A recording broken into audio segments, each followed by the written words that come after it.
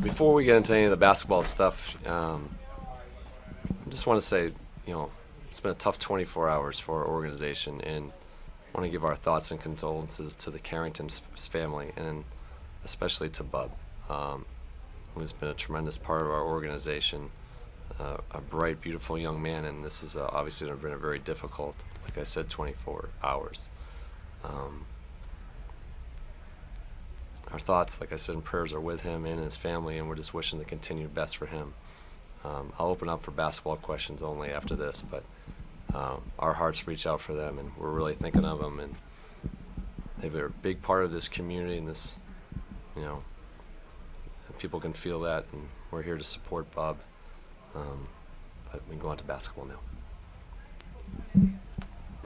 Paulo had a really strong game, went against Keyshawn mostly. What did you think about Keyshawn's defense? He hit tough shots tonight. I thought make him take shots that we wanted him in the areas that we wanted him to take him.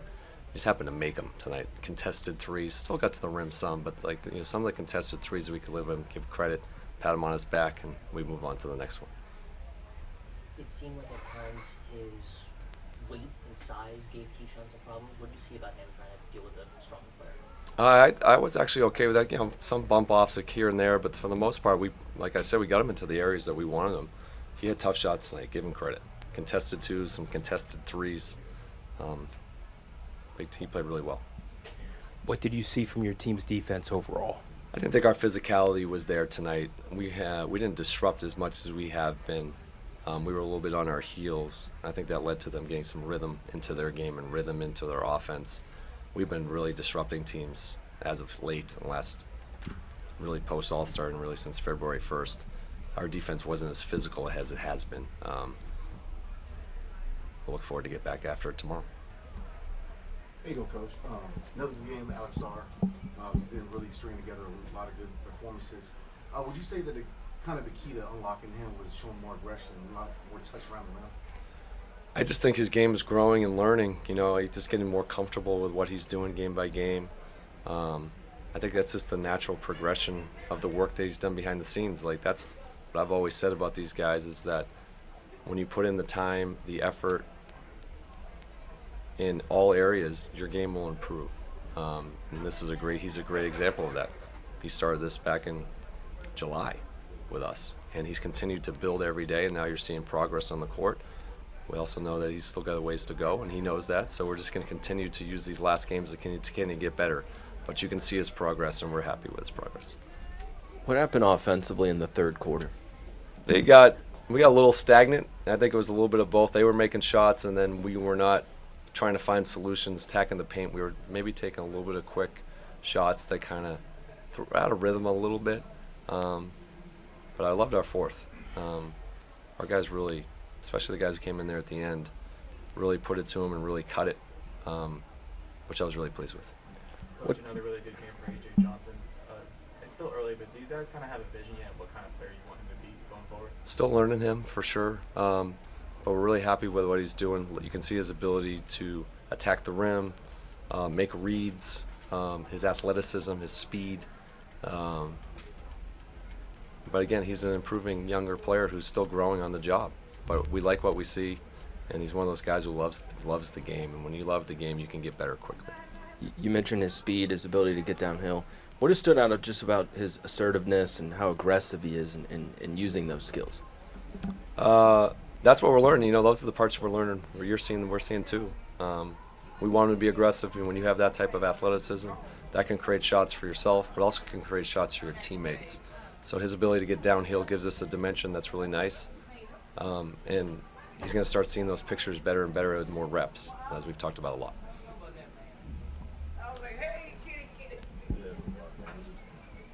What was your thoughts on Tristan tonight? He had a nice behind-the-back pass and 17 points. What was your thoughts on Tristan always has had a great feel for the game. Reading, obviously you saw the pass late, but he's got a great unique skill set offensively, seeing the game, making reads, and obviously the touch around the rim and then the three-point shooting. He's just a good offensive player. Brian, I'll respect you if you choose not to answer, but what did you see from your guys, your coaches, who obviously love Bub, in terms of how they rallied around him tonight? Just like what I would expect, supportive group like we are.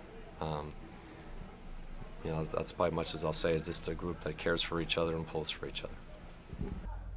Very well connected unit, and he knows that he has a lot of shoulders to lean on and ears that are there for him to listen. So just probably ask that we give him his space, let him do his thing. But I think he knows that he has a lot of people to, rely on if need be.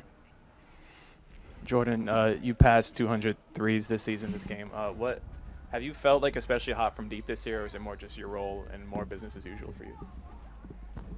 Probably the latter of the two. A lot of work goes into the off season. I think I also knew what to expect after talking to BK coming in for the summer, knowing what to prepare for, knowing how to work, knowing what type of shots I'll get.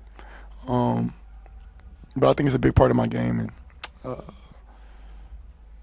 I had a good season from the Arcs for sure. What's going on, JP? How you doing, man? What's up, bro? You got a good cut, huh? Yeah, man. A little crispy, little fade, John. Okay. Hey, man, when you look at AJ Johnson, 𝗙𝗢𝗟𝗧𝗏, and a lot of these young players, how excited are you personally with the young depth with this team? Extremely, because I know how pivotal and how important it is to be able to get live reps so early in your career. It gives you motivation. It gives you a sense of confidence to know what you're capable of, what you need to work on if you want to stick in the league, if you want to become an elite player. And I'm just really happy for how they approach the game, how they come to work, how they come prepared. I think we built a really good culture over here of just finding ways to continue to get better. And they're taking advantage of the opportunities, the minutes, and the reps that they're getting. So credit to them for sure. What stands out about AJ's ability to attack off the dribble? I think he trusts his handle. He's confident with his handle. He's sizey, he's lengthy. So a smaller defender, he can use his size to kind of get to the basket. And whenever he's switched on a bigger defender with slower feet, he knows how to create enough space to get to what he's comfortable with. And I think we've been seeing that with the opportunities he's been getting the last couple of games. And obviously want him to continue that and, continue to keep finding his style of play, his rhythm, and just keep showing what he's capable of. I think Alex is really good at being able to mix it up. Something that I'm really impressed by is how fast and how quick of a learner he is. Being able to talk to him in game and allow him to make in-game adjustments, whether it's a flip screen, whether it's a dive, whether it's a pop, whether it's a pop to a DHO roll. Being able to read that in real time is big, especially for a rookie big. But he's also really good at spacing the floor, stretching the floor, bringing the defense out. He's just learning on when to do what time of the game, when to pop, when to roll, when to be aggressive, when to shoot, when to get to the cup. But overall, I've been extremely, just impressed with the way he's been playing, how he's continuing to get better over the course of the season. And I think our two-man game, when me and him are in there, it's pretty dynamic, being able to mix it up. That goes back to us just working over the summer. And, yeah, man, just really, really, really happy for him how he's been playing this year. So, man, this is Ed from Locked On Wizards. I saw you kind of wearing, like, some shades to warm up. Was that, like, something different? Or Swag.